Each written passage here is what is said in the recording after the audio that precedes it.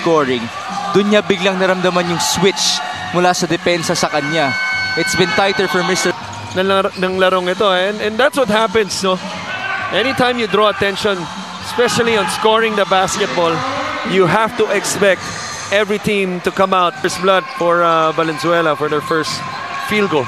It's 2-all with over 2 minutes gone by. Ryan Sual, no problem. Pero pasok. Let's see if efficient, especially J. Mark Malyari's arrival. As Kinyahan shoots and he scores again. So sagutan itong dalawang small man, nagsasagutan ng tres. Koy Alves, nice cut by Lars Sunga. His communication sa switch doon, si Manliguez, saka si Santos. Travel. And here's the counter. Dennis Santos, look out. Santos all the way. And I believe Sarangani wanted the travel. Did you post up? And then, yeah, I would post up. We ran the triangle that time. So the triangle, you know, aside from perimeter shooting, there are a lot of design plays for our bigs and situations. So yeah, I would have situations to, you know, to post them up. So things like that. So may points, may assists, may turnovers din na binabantayan. The K-12, unlike you guys. So mas bata kayo. So my freshman year, I just turned 17. Now rookies come in at 20, 21 years old. And a year can make a big difference para mahawa yung mga kasama. And that's why it's been instant impact for him with Sarangani as soon as... They've been doing a good job. This is only a 1-point game. Nice block by Destacamento. Who's one of the top leaders in blocks kasama si Alves. Pero I think what's odd there is that he made his first jumper and then hesitated in the next two. I would have shot the ball 10 times. That's for sure. As Malyari got the steal, this is going to be a breakaway for him. I thought he was going to give it to Destacamento. Alam naman natin, he could throw it down, especially in He might get extended minutes with the loss of Paulo Hubalde in this game. Cyrus Baguio, the leaner, no good. Payawal on the putback. Yan ang maganda dito kay CJ Payawal. Oh, he's about to add a few pounds. Si Cyrus, nung college ba kasi as Armenian's gonna have a chance for a 3-point play after that jumper. Mali itsura niya. Right. Nung college, you know, kitang-kita, pwede pang bigyan ng 2 foul doon. Was that Kawamura? Pasabi sa akin ni Michelle Abisamis. Wala na daw makaalala. What a sequence for Valenzuela. In one possession, they get 5 points quickly. You know, patapos na kami. Siya patapos na rin, pero hindi pa siya nagsisimula. At ang sagot niya sa amin lagi, Say, ba't di ka ba nag-weights? Kasi Iverson ba, nakita nyo, mukha ba nag-weights yun? Allen Iverson. It's 25-19. Armenian kick out to Chavez. Same look, same result. I love the execution by Valenzuela, and I love it when teams to back threes for Valenzuela forces a timeout. Hey, Coach JK. Well, Cristo Chavez played a lot of years in 3x3 basketball. He actually made his return in the MPBL here in Olivares last year. You know, the Globe right now, I love those guys to death. And Marvin Hayes will now just Villamin score. Pa, mamaya, makita natin. Rizal. Coach? Assistant coach ng though. Right now, he's gonna look to score on this one, trust me. Cyrus Baguio, 0 out of 3 so far. Nice feed to Michael Machon. Score for his teammate. That's the first 2 points in this game for Mike. Yeah, that's a rebound, Mike. Machon needs a teammate, and it's numbers for Val City. The Chavez, a 3. Yes, sir. You see, during our time, you gotta run to the basket. That would have been a layup by the Chavez with a lead pass. They don't look big, but they give you extra possessions. And that's key. Because of that extra possession, Marvin Hayes, pinalik na reward sa kagad with a 3-pointer. Diputado, defended by Manliguez. They go to Ryan Sual.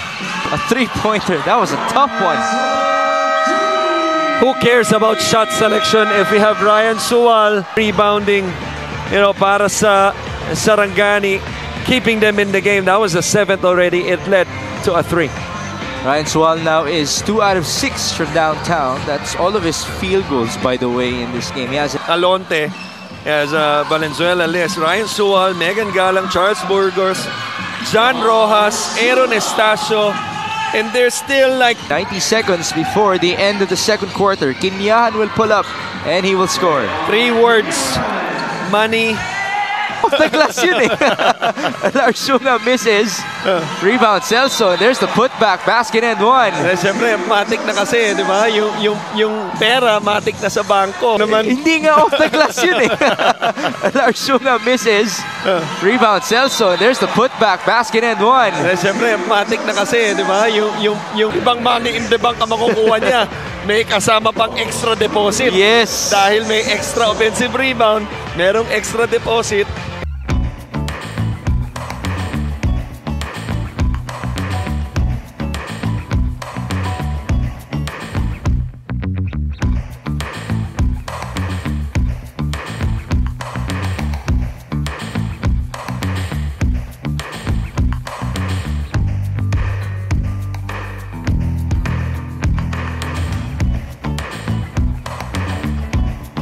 Ilan yun? 32 as Kenyahan. Yan, yan yung mga sinasabi natin. Gano'ng kaganda yung touch niyan. Halos nakalahating century. As Koy Alves just scored inside. I do have the number already for you. There. And here comes Val City. Armenion. Feed on to Kenyahan. That's a dime. Not a good play. Buti na lang nandun si Armenion. Sorry, miss. There's the cleanup by Dennis. 7. He's number 3 in the league in dimes per game, just behind Paulo Hubalde. And this is a steal. Marvin Hayes, a breakaway layup. Empty corner, ball screen. Armenion is Marvin Hayes, who's now facing up, shooting and making that shot. It's amazing what a layup can do. Bounce wall.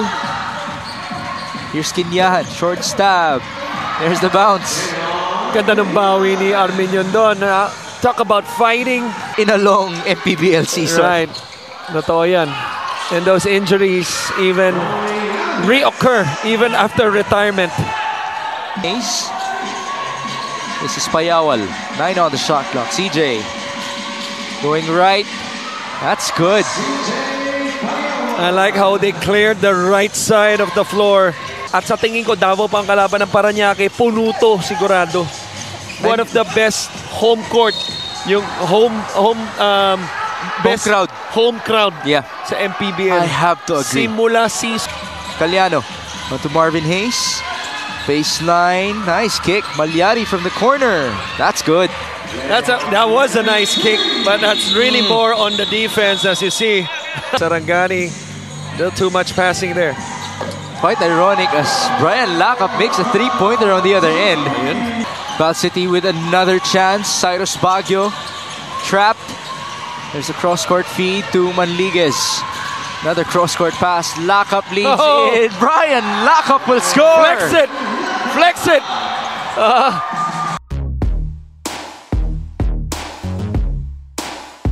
Mika dyan, Papa Jollibee na ako.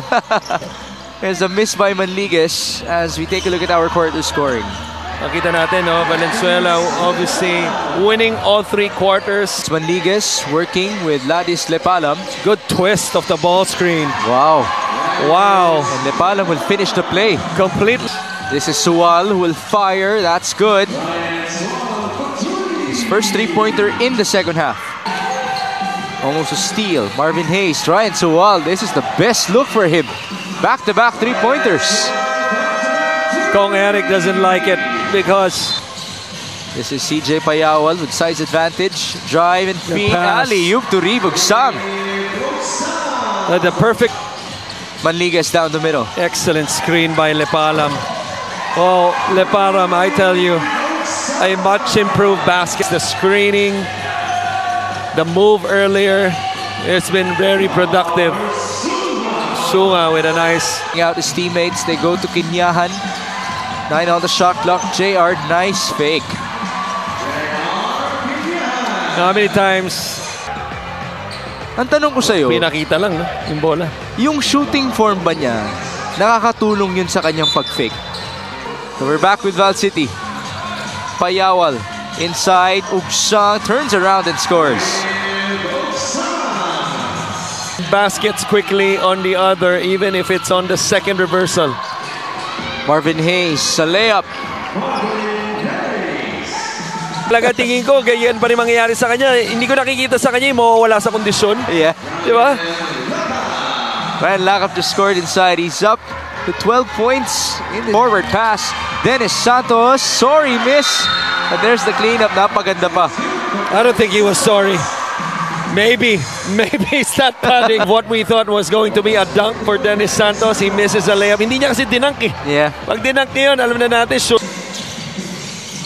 Quickness, agility, all the skills, including passing. Nice feed onto Ribugsang. the execution. Manliguez already has 8 assists in this game. That's 1 more compared to his season average. There you go. Make it 2 for Manliguez, who's actually number 4 in the trade. And that's a badly needed victory because we've raved about how tight it is in the North Division. Sawal makes a layup.